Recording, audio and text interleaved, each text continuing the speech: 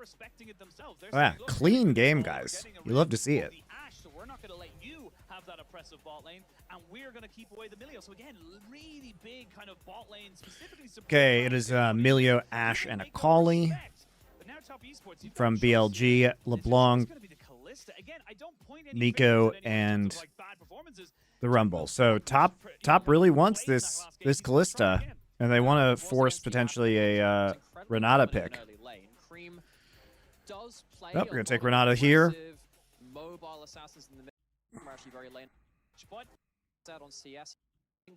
Yep, as your Renata. We've seen more Xayah Rakan into Kalista lanes in general. It's just something special, folks. He showed us how to play that champion more than once in 2023. Gives you good options for counter engage versus Renata ult. Obviously, you can kind of use your Xayah ult over that to avoid Kalista ult or Renata ult. First part of the year of 2023. Getting into second round bans, though, notably junglers not been picked up, and of course top laners as well. Now, are we going to get ourselves into another tank v tank top side? There is, of course, no Rumble on the table, but we still have... When's the next day that you're casting LPL, Nymera? When's the next LPL cast? What could do is opt into, I know it's dangerous, giving Bin the Jax and taking the Cassante, because it feels like right now, once you hit 2 items on 369's... he cast LPL in Dublin, the Riot Striker Studio. How is the Striker facility, Nymera? Is it nice? When you have that Cassante there, I'm very interested in that project. Items too, feels like that champion could be a really big issue. Which days is LPL casted in English of the week? Yes, and also the brand still being left open right now. I will say you do have a read is pretty on point. I did my homework. Good once. man. My teachers would be proud of me, I think, maybe. Jax banned against Bin again. For a completely different style, rather than just pure damage, they're looking for pure engage. Shun still has Vi banned away from him an awful lot. He plays it an awful lot. Even Yeah, actually interesting that this falls so far down. It's no when it's in this case it would have been a blind pick jungle as well. He's what's a bad time up from Keen. We saw it from Roy the Udyr 1v1. No Olaf, no Darius. If you just play a little bit, you know, my favorite Bin on the Aatrox. Thursday through Sunday, okay. I mean, level 1 from Xayah Rakan with the W star, still very, very dangerous, but still competitive in the 2v2 as opposed to the Ashe Varus doing unspeakable things at level 1 and popping the barrier to make sure you get the winning end of the HP trade. Feels like top lane, the Udyr will have top control as it did. Tubby's because coming up soon? February 8th or 9th? Or maybe 10th. No, February 10th. Yes, I believe it's February 10th. So we'll be taking a little break. Of course, we have our new schedule as well on our side. We're not doing every day, unfortunately, but we are going to be doing Thursday to Sundays. We decided to make a little exception for today, just so we can make it special on the first day. Yeah, just make it special on the first honestly, day. Seeing that first game, very glad we did. Yeah.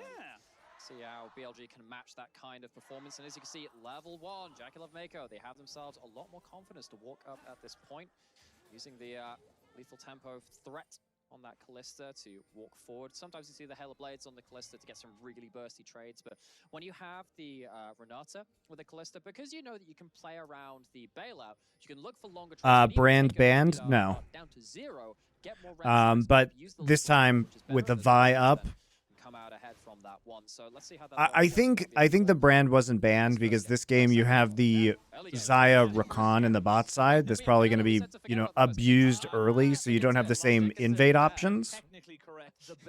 Right? At least, you know, if you're Jhin. Well, we'll see. I want to see exactly how this Aatrox works out for them as well, because for the moment, it doesn't strike me as it's going to have, as you say, a huge amount of early game pressure coming into the Udyr. And the double AD carry last time was like basically it was a long range like ink poke or pick composition.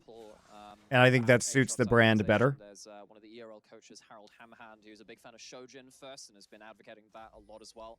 We had a discussion with Odoamne about that one, about whether you should go Sundered Sky for a bit more HP, or should you actually go for something where, you know, if you hit the Q onto 4 minions, you actually get 12% ability up right from the start. Let's forget about that one. That'll come later, though. Shun is being counter-invaded. This time it's Tian who can get over to the other side of the map. Interesting. This is a very interesting pathing from Tian. Tempo, which is better, and there's longer trades then. He literally goes red to red. And he flag and drags over because he knows there's a ward there. About Aatrox itemization. There's one of the ERL coaches, Harold Hamhand, who's a big fan of Shojin first and has been advocating that a lot as well. We had a discussion with Odoamne about that one, about whether you should go Sundered Sky for a bit more HP, or should you actually go for something where, you know, if you hit the Q onto 4 minions, you actually get 12% ability up right from the start. Let's forget about that one. That'll come later, though. Shun is being counter-invaded. This time it's Tian who can get over to the other side of the map. Pretty risky because Tian isn't going to have smite up. Tian kind of famously in the LPL, very aggressive kind of laner, or excuse me, pather, and just getting ahead of everyone. Jin's going to be very surprised about this. Yep. Now he doesn't have Vault Breaker for the next wall. That's very annoying. This is the thing, when you disrupt that pathing in the early game, it can lead to kind of some mismatches where you thought you were going to be on the bottom side, but you actually can't go for that anymore. And because there are, you know, less camps on the top side as well, it means that you have less ability to stop the Zuda doing his thing. You're not going to be able to stop him from proxying if he chooses to do so. 369 had the early wave. You're not going to hit 4. It's very annoying. Tian felt a lot more safe going towards a buff steal. No real chance of Bin walking down towards that buff steal at that point. Bot lane also playing, so it's a bit of a mirror actually from a reflection. Opposite of that game 1, that's the word I was looking for, because actually a lot of these early lanes pushing in for the side of top esports. Mid lane being the one exception right now. So Shun doesn't have red buff either, which is going to affect this fight potentially. Both of them are guaranteed to be level 3. He doesn't really want to take this fight right now. It just, unfortunately, with Tien on the Jarvan in the early game, you flag and drag in, that's kind of it. Yeah. You need support on that side, so he would have liked for Cream or 369 to be there. There we go, flags and drags in. Now has Cream for support. Shun might actually have to lose his flash here, and that's exactly what he does, but he's still being pushed back. Over the wall. Flash, you got another EQ. Really wants to make this one work. Cream actually doesn't have a huge amount of mana, but the knockup is good, and they will donate over a kill to the Cream fund. They will finally they've got themselves a protection, but not quite enough. I got a little excited there. Knight didn't really. Oh, they tried. They tried to donate the kill, but couldn't quite get there. Really good invade. Actually, the early jungle pathing has been fucking on point from both of these teams. Last game from Shun, this game from Tian. Like, very creative starts to these games. Very high level. Flash for flash, being burned here on this bot side. Mako losing his, Elk trying to get those feathers to go down behind him to get some sun, but now, without a flash or a ghost here for Elk, you can see Tien, he's ready and able to try and make this one work. We'll know that Shun is in the bot side, and isn't willing to go for a full commit just yet, but these are low health bars. They are no summoners to speak of either. Elk on, they have one flash between them, that's on the Rakan. Won't help Elk if he wants to survive, but even with that, just chipping down the tower. Yeah, just gonna get a plate, just covering right now. Situation's getting any better for Elkanon. I will say, Shun did get a reset because he died, so he's got a Ruby Crystal and a Longsword, so yes, the Jarvan is technically ahead in gold, but he hasn't actually spent that gold yet, so gotta be a little bit careful, a bit more wary, but great start from top esports, much more composed and controlled. There's that Guardian shield, I think, blown there once again from On. Actually, there might have just been the passive of Rakan shield on that one. Still, top esports, they have much more control in the early game. They drafted for it. I think they learned from the mistakes of that draft 1. Mid lane, you know, it's about as even as it gets. Not the level 1 domination that Knight found on the nerfed AD LeBlanc. Going back towards this Orianna, which has, of course, been a mainstay of the meta ever since the World Championships. And now that you have this early kind of tempo coming out here from top esports, where do you convert it? Where do you want to see them move around the map to get some advantages off of the summonerless jungler and bot side? Well, you don't have the pretty much instant clear of grubs like you do with the brand, so it's less likely to get the instant clear towards that. I'd like to see some first dragon priority from top esports, because it feels like Kalista Renata, if you're not getting first dragon, got some vision out onto the top side of the map, so not getting some value for his team. W in. Now On is taking a fair bit of damage, though. Shows right now, though. Feels like Knight just managed to get the wave On in, got some vision out onto the top side of the map, so not getting some value for his team. W in. Now On is taking a fair bit of damage, though. On. W in. Now On is taking He got interrupted on the dash back. Nice job from Mako. That deal was made in blood. But like, why go in the first place? You know what I mean? Like, you literally know that there are 2 of them there. Now though, feels like Knight just managed to get the wave pushed in, got some vision out onto the top side of. Remember that he could just have dashed to Elk. On is taking a fair bit of damage, though. The handshake. And he was not getting out. That deal was made in blood. All right, random int.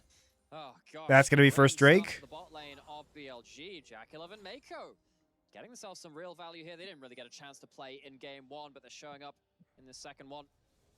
That's the ward which Knight just put down in top side of river, spotting out Cream. He's going to get himself some of that honey fruit. So he can top himself up. I actually do really like, you know, some of the dynamics now that we have the Void Grubs, because this is like double winning, because now you have pressure in the bot side, so they actually can't respond by taking Drake, really. And you kind of get Void Grubs for free in the top side. Of course, we've seen in both of these early games so far. It's the first one down. 369 got himself top lane prio. Of course, Knight had himself a reset as well. Look at the replay then of that bot side again. This is honestly just really disrespected because he decided to go in instead of go out. What the fuck, man? And it leads to his death because this is just a fantastic timing on the handshake. I don't really know why he decided to W onto Jackulov. Maybe you thought that Al could be a little bit closer so you can get the extended battle dance out of the fray. Not going to be the case, though. Punished for his over-aggressiveness. And does he have yeah, so, you know, that kill actually allows them to control both sides of the map and both objectives, which is pretty amazing because you wanted to play through the Kalista on the bot side anyway for early Drakes. And the fact that you have, like, 3 Void Grubs now and pressure on the second spawn feels really good for a top. They only picked up 2. They actually have still 1 more left in that all alone. The Eddies. I have been told which one's left? Ed or Eddie? Ed. And that doesn't help with that either, but you have still... Oh, he didn't actually kill them all? Again, this is on. First one down, 369 got himself top lane prio. Of course, Knight had him a bot side reset as well. Wait. But, Al could be a little bit closer so you can get the extended battle dance out of the fray. I guess he came down just to contest Drake. He didn't take it. Interesting. We didn't get to see it because it went to replay. So I guess they only wanted 2 to prevent, you know, the possibility of BLG getting 5, and then they really just want to play for Drake stacks around Kalista, which makes sense, actually. This is a good strat. And that doesn't help with that either, but... yeah, we had a complaint. Maybe we should call it Kev, and Kevin, just to keep it more in brand. We'll try and see what we can get. The dive's more important here. Right now, yes, and there is no notification if you lead one. This is true. There is no map notification. And the other advantage, too, is that if they don't take them quickly enough, then there's not going to be a respawn, or the respawn is not going to last very long before Herald comes in. So it does, it serves a variety of purposes. You're going to give a level 6 Vi a chance to engage onto you. That would be the Vi Orianna combo, which is not something you particularly want to be, particularly as a blue side team, stuck against these bot river walls when you're taking that dragon against. So I think BLG, they're aware that they have some tools to fight now. They are significantly far down in gold, but it's not to the point where we've got first items coming through just yet. He needs to be very careful, though. Oh, they're looking for the handshake. There it is. Feathers will go flying. Mako gets caught a little bit, but they can't aggress any further. That's a big cooldown now on Elk. And again, he used the illegal casting word, aggress. They can't aggress any further. Guys, please stop. Everybody needs to stop with that. They can't attack any further. They can't attack. We have words for this that are not aggress. This is the fucking plague of League of Legends casting.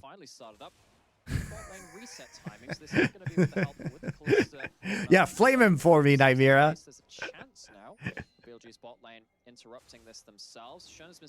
Why is decimate the other banned word? I'm not going to sniff this one out, though, either way. Because it's a Darius ability? But for the moment, he's just putting down all of this wards. Is he going to hop over? Does he know this is happening? No. Now he knows. No, what tilts me is, like, just find a better word. Attack. Intercept. You know what I mean? Decimate because it's to remove a 10th of something? Yeah, but colloquially, that's not what it... I mean, decimate, the word, comes from the Roman legions, which is the practice of if they fled, if a Roman legion fled from battle, they would be decimated, which meant that they would kill 1/10 at random of the entire legion. So it prevented them from retreating.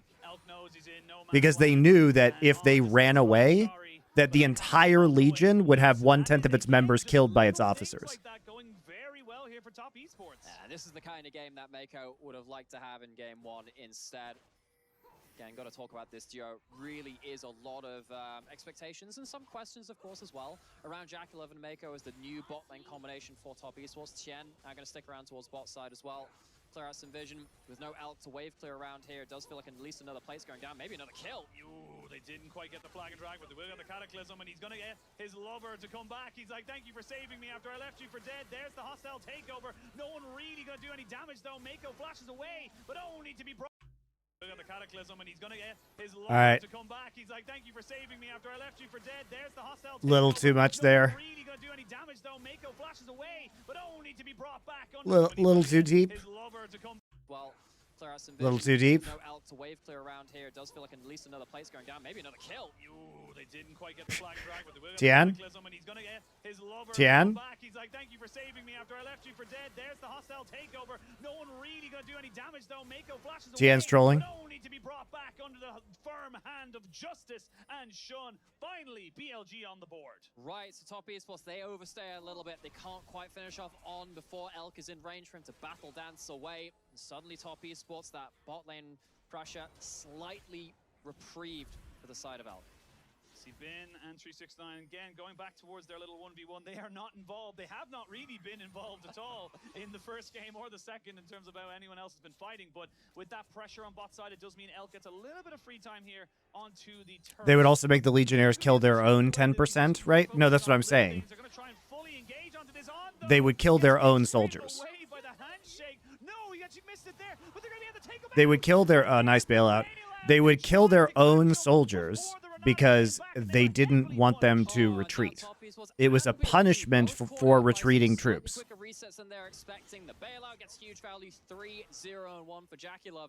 Taking control of this bot side of the map. And this is like not if they were like the officers could order them to retreat, obviously, but this is if they like fled from battle without their officers ordering a retreat.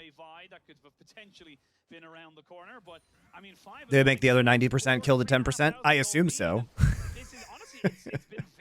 I'm not exactly sure of the decimation mechanics, but somebody had to kill them, so I assume it was the other 90%. Well exploited from the side of Jackie Love and Mako as well. Bot lane of the Kalista Renata, you can see exactly why it's prioritized. Both these champions very, very strong in the current meta, but yes, you just got to chime the resets a little bit better. Feels like they were caught off guard by Mako getting back to lane. Jackie Love mops up another couple of kills. Just again, working and everything, a lot of changes in the season. Blade the Ruined King, you don't have to stack it up to get the slow on it. It's an immediate slow the first on that. auto. It's the first auto, and that can skew up a little the movement. It can skew up your retreat plans. And as we saw, that is exactly what happened. But now they're going to take the consolation prize of the single Kevin as he comes out and gets himself there. Who came up with the Kevins? So I heard it was pro players and scrims calling them the Kevins because they couldn't be bothered to call them anything else. Thank you, Lil Gimli, for your Twitch Prime subscription. You have Twitch Prime in Australia? You Australians are given Bezos bucks? I spoke with a couple of the Portuguese folks who are using that as well. So it's just become like this osmosis of people just picking up the Kevin terminology. I would just like to know where the term. I don't have a problem with it, but more so where is it going? As we're gonna go straight in on this fight. Where's Mako going? Mako is going to die. Exactly what's gonna happen there. There's the knockup going in onto Cream, but he does have a shuffle. I don't have a problem with it, but more so where is it going? As we're gonna go straight in on this fight. Where's Mako going? Mako is going to die. Exactly what's gonna happen there. There's the knockup going in onto Cream, but he does have a shuffle to get himself out. Thanks to the hours of content you guys give me every week. Been a fan since the OGN days. Yeah, well, got lots of content these days. Thank you very much for the Twitch Prime sub. They already have themselves first turret towards bot side. Of course, they have Not sure how long it will last though. Why are you not sure how long it will last? Twitch can't get rid of Twitch Prime subs, guys. All the big streamers would leave the platform. Like you have to have that because so much of their income is dependent on Twitch Prime. If you really want to see everybody go to YouTube, that's how you do it. Because the big advantage that you have from streaming on Twitch is that people don't have to pay money to give you money. What is the best way to support me directly?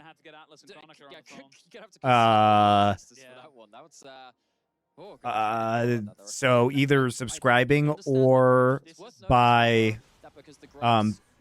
actually just buying our sponsor products from LFN, because that gets us sponsor renewals, and those can be very lucrative. It's a little bit annoying. Has gone for the Sundered Sky for a bit more staying power and healing. Less damage though, as opposed to something like that Shojin. Whereas the kill squad Top Esports towards the bottom side of the map, starting to group up a little bit more. Do have Uda currently isolated from the rest of his team, though, because of that. Well, the war just died, and I think 369 probably the best weak side top laner. You enjoying the liquid IV? Yeah. Well, we're trying to give products we think will be useful for you guys. Thank you, Komari Masita, for your Twitch Prime sub. You rock. I just said it. He was the best weak side top laner. Unfortunately for him, he did not think that the elk was there. And the moose is on the loose. Yeah, the trades on this are pretty brutal, though. Like, you lose Drake for that. You take top tier 1. But you're still far behind on gold, and there is this kind of a ticking time bomb on this Cloud Drake. This is getting to be a bit more of a split map situation. You can see that BLG, they're trying to avoid different members of Top Esports. Oh, nice interrupts on the Flag Drag. Oh. Tien, you have to be so careful. That is still an Aatrox. We have seen them do some serious work. And now Nice, you do not need to get rendered. Does have a command. So said the HelloFresh officers don't work in my country. I'm going to watch the KC games. I'll tell you what, guys. I will watch the Carmine Corp game tomorrow. Does not have priority in the spot side and needs to back himself away as well. It's getting a bit chaotic. It's getting very all over the place. You see that BLG, their answer to Top Esports right now is trying to avoid the Callista in full if they can. It was a bit of an opportunistic play. Yeah, it was Decimation was very rarely used. Partially because the Romans won so many of their battles that there wasn't really a reason to flee, but also partially because it was a very effective deterrent from fleeing. Themselves now 2 dragons. They still have themselves significant gold lead. It's not as open and shut a case as game 1, though. Feels like Top Esports, they've not been able to completely run. Holy shit. Shobes coming in huge with the 10 gift subs. Thank you. You want KC tonight? Come on, guys.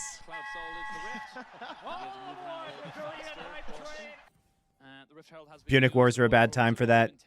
Yeah, but they eventually won the Punic Wars. Kanai, never forget. Have plenty of great engage options to them. That's the big ticket here. You get a good flash from quickness, you get a good shockwave off of multiple key members. This game could turn on its head very quickly. You see Knight walking down to this play as well. He could have walked towards top side to get himself a bit more pressure on the wave there, but this is a Knight special. He likes to walk to the play, then teleport back to the... If you guys want a banger book about the Punic Wars, the second Punic War, read Ghosts of Kanai. Super good book. Last year, playing off against each other, very important for both these teams. Obviously, it's Knight versus old team. 369 joining his own team. There are so many different... Thanks again, Shobes572. That's very generous of you. Mid lane so far, and once again we go back to posturing, seeing where the next angle. I don't know what a Punic War is. The Punic Wars were the 3 wars between Rome and Carthage. Moving here onto On, who gets himself back into the red buff and the bramble back. His ultimate if he's not careful, waiting for that handshake. Doesn't end up getting the deal, but now Bin 369. I have NA education, so do I, bitch. Right now. TP gonna have to come out from Knight just to cover this little bit of a move, as Shun recognizes that he's not in position to really flank on this. BLG, they're quite aware of their safe boundaries. At least they have been for the last minute or two. They've not been able to find plays themselves, but they haven't been exploited just yet. One of my worries, though, is that with this ult pop towards bot side. Oh, Elk saying, hey, you're fast, but I am too. They're going to try and maybe chase this guy down. Going to look for the quickness on here just to get a little bit of CC down. They will get him down. Can they cake him out? That is the question. It's good damage, but is it enough? He's got the shield. He's got the heal. And he's oh my god. Annoying. All armor, and there's just no way you're taking him out. Now Knight's caught underneath the turret. Turret is good, but it will be traded back. It's a turret for a kill. There's going to be the ultimate traded by junglers. As we can see now, Shun dodging out from the flag. Now Knight's caught underneath the turret. I appreciate how deep these guys went just to kill this Orianna. Look at this. They're actually just running between turrets using Callista ult and Renata ult to kill Knight. Wait. He's got the shield, he's got the heal, and he's just so annoying. All armor, and there's just no way you're taking him out. Now Knight's caught underneath the turret. The rend is good, but it will be traded back. It's a turret. Sucks that he didn't die to proc the bailout. That's kind of sucks. And it's all picking up right now. You can see BLG. The bailout didn't quite work there, guys. He's back. He's looking for money. He's looking for his bag of gold. Elk will not be. It was totally worth to get that shutdown, though. I like how they still didn't take the tier 1 through all of that. You gotta love Chinese teams just willingness to send it. This is a fun game to watch. Both of these games have been really fun to watch. He's very good. Runs away from that bot side play as 3 members ran down towards him. BLG again trying to avoid some of the stronger members of Top Esports. It's meant that this game has gotten quite snatch and grab across the map. They're trying to play around, you know, multiple lanes pushing against them. They are now starting to get the point where actually they are getting punished with this. Jakilov hopping beyond the turret, using Mako to go forwards. No cleanse for someone like Knight as well. Guess rendered down under turret, at least takes one with him. I wonder if that was a shutdown. Actually, presumably it was, because it was 4-0-1 before that. So that means that Knight has now got himself up to some of the new major. Sucks that Rome had enough economic and military power to run it back against Carthage for the 3rd time. I mean, I guess. And then also Storm Surge, which is a big old flat AP. The world would probably be a very different place if the Phoenicians had managed to survive, though. The combination of Tyre getting owned by Alexander the Great and then the remaining Phoenicians in Carthage getting owned by the Romans wasn't great. Wasn't great for the old Phoenicians. I wanted to name my second son Hannibal, but I was denied. Okay, so it's 100 AP. It gives you some flat pen as well. See that the 10 flat pen. Even though I'm pretty sure by the time he was older, like a lot of the Hannibal Lecter, you know, people wouldn't know so much about those references. But since I have my son is named Maximus, which was a Roman title, and the Roman title was actually given to Quintus Fabius Maximus, who defeated Hannibal. What I wanted to do was have one Maximus and one Hannibal, and then I could recreate the Second Punic War with my sons. But they are getting free objectives. There's the Dragon Soul point. They've got themselves bot tier 2. Yes. This is Top Esports doing very well. The thing is, so there you go. With teams that if you have an advantage but you don't know where with it, then you're basically at the same point in the game. It doesn't really change anything. However, we're now seeing Top Esports kind of it was a great idea, guys. More advantages, and I mean they're looking at why not Minimus? That'd be cruel. That'd be cruel. Besides, you can just call, if you name your kid Hannibal, you could call him Han or Han for short, and that's fine. Jakilov is absolutely monstrous right now. He had a great early game. He's had a great mid game as well. Yeah, the death end of the mid lane turret, it's a little unfortunate getting shot down, but he still gets the kill there. It's still a great play to make. This Callisto has been avoided for the entire game because that's how important. So there you go. They're the names that were vetoed for my children by my wife. And then I wanted to name him Perseus and call him Percy for short, but my wife vetoed that as well. It's all right. We got to Orion, which is a good name. It sounds like sorry, that's Termina. That's not Terminus. Oh, that's the Storm Surge. Wow. When you build full armor, you got a hope in hell against Oriana, who's building such incredible IEP items. And so, this is the key now that this could turn the zero MR build. Knights in chess only move in L's, but Knight in League of Legends gives you L's. Slaughters him in the bot side. His old top laner taken down for a solo kill. My wife didn't like the short version Percy. Because the first one I wanted was Percival. Because I'm a huge fan of Wolfram von Eschenbach's Parzival. So Percival is the English one, which would also be Percy. But unfortunately, in Korean, Percival is pronounced Po Shipal, and Shipal means fuck. So we couldn't name him Percival, because he's half Korean. Because his name would have been partially fuck in Korean. So then I wanted Perseus. Again, really not looking for the fights because Top Esports are really strong in those scenarios. However, and I lost that one too. Isolated scenarios, you can see that Knight has the power to really do some damage. No flash on the Udyr, he's got ghosts. Mages, if you don't build magic resist items, mages do a lot of damage. Now you see, as soon as after that, there's a Negatron cloak in the Udyr's inventory. He's like, I really don't want that to happen. I know Shibal from Dom's co-streams. Yeah. Build up in game 1, but now going onto the map, this gold lead hasn't necessarily exploded. It's 3,000 at 24 minutes. It was 2,000 quite early into the game. So it's not gone hugely out of the window right now. Big teleport coming into the flank, though. This is a chance for Top Esports to take a big fight. Shockwave, though, could be massive to go for, but oh, man. Good thing Cream had the hourglass. There aren't any big ults left on BLG, though. This should be winnable for top. Redemption. They used too much. They used too much on Cream. Like they used their two big crowd control ults, besides On's ultimate, but really nothing else was used here, right? You also still have Flash and his ear wall ults when he comes out. I'm trying to figure out when the Kalista ult gets used. Yeah, it pulls him in. Knocks this guy up. Mako still has ultimate. Huge ult right here. At least zones everybody out. Forces Elk back. Very nicely done. Felt kind of desperate from BLG.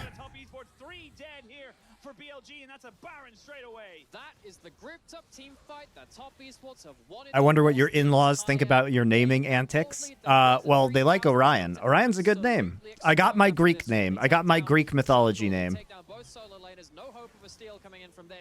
Top Esports, they find their fight, they find the Baron, they find themselves a crushing advantage in this game. And Cream getting off that stopwatch. We'll have a look at it again here, because again, he's dead to rights because he's so isolated, but that extra time is so crucial.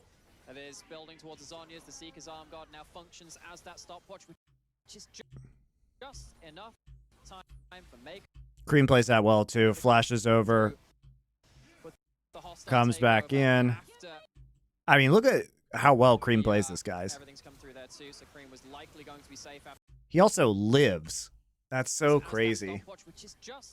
But I like the fact that he's trying to make the most out of his remaining HP bar. Like, he's really giving value to his team. Forced a flash, too, onto the Orianna. Seeker's Arm Guard now functions as that stopwatch, which is just enough time for Mako to come through with the hostile takeover after the... everything's come through there too, so Cream was likely going to be safe after that point. Actually, doesn't even need to put the hostile takeover on them. Very, very important stuff coming out from Cream. Of course, his debut for this roster as well.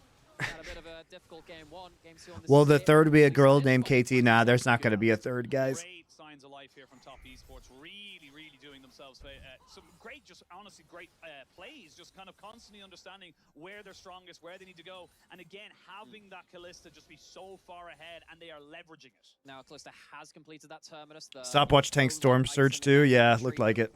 Basically gives you on-hit stacking, shred. Really well played by Cream, though. Makes you tanky, makes you damaging. Gonna give you a lot of power here if you can survive. But if you can't kill Jackie, although I had Greek names for the girl as well. If I had a girl, I probably would have named her Calliope. Top Esports was willing to go for a bin, took a trade against Cream and almost died for it, and now you're able to get much more pressure because the resets have to come in here for BLG. It is, they can get themselves some healing. Knight has no shockwave right now, just looking for some chunk. Remember, these are Baron buffed up minions. They're gonna have to wave clear somehow, some way. Big items, big damage, big minion waves, and a dive coming through. Jackie Love flashes forward, he even has the bailout, but he will not get the reset on it. They will get shut down, but it goes on to On. This is Top Esports breaking open the base. This is Top Esports putting themselves into the ascendancy in this series, and this is why they put such high priority on that Kalista. This is why we're so excited for this matchup, man. Jackie back and forth. That's Atlanta. No, I like Calliope. Back for a little bit more in we had talked about Callisto and Calliope. Very strong team to watch. Game one, oh my gosh, because it was shortened to Callie, which is nice. Top Esports swinging back in a way that we thought they we also talked about Cordelia, which is a King Lear name, Shakespeare name.